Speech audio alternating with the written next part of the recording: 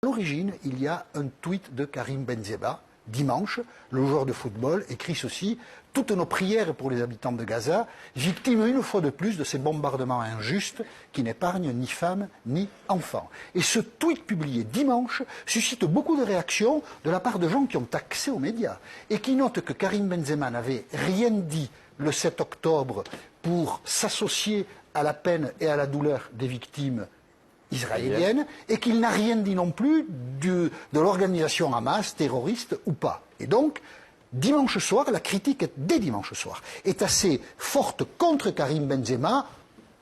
Vous soutenez les terroristes et il y a un fond d'antisémitisme chez vous, même si cette deuxième partie n'est pas explicitement dite, c'est quand même ce qu'on entend. Et du coup, Pascal Praud reçoit Gérald Darmanin, ministre de l'Intérieur, lundi soir, il lui parle de Karim Benzema. Et à la surprise générale, le ministre de l'Intérieur, il est ministre, donc son propos engage l'État, engage le pays. Gérald Darmanin répond ceci. Je m'intéresse particulièrement, M. Benzema est en lien, on le sait tous, notoire avec les frères musulmans.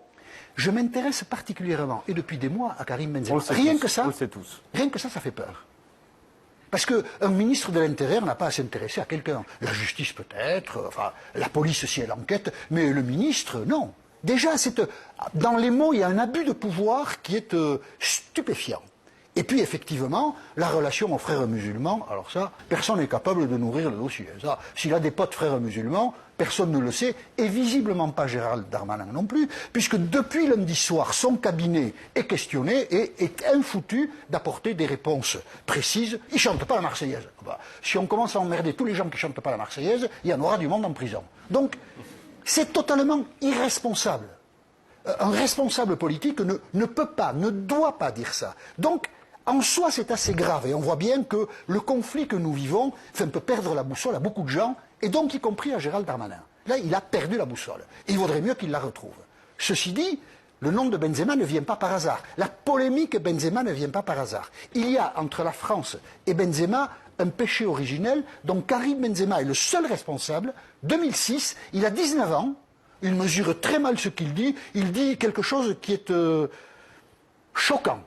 Et je vous propose de l'écouter. 2006, Karim Benzema.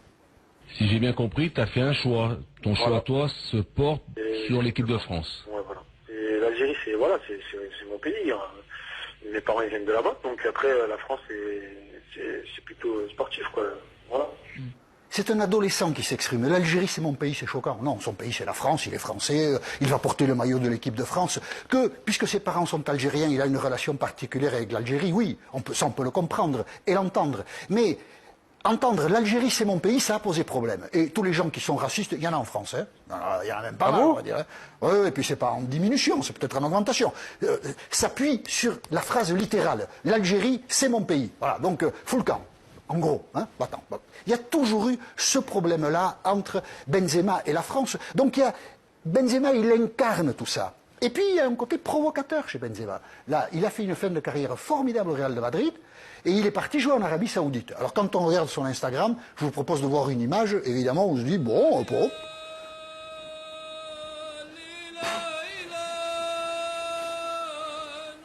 Oui, bon. Il a le droit, hein.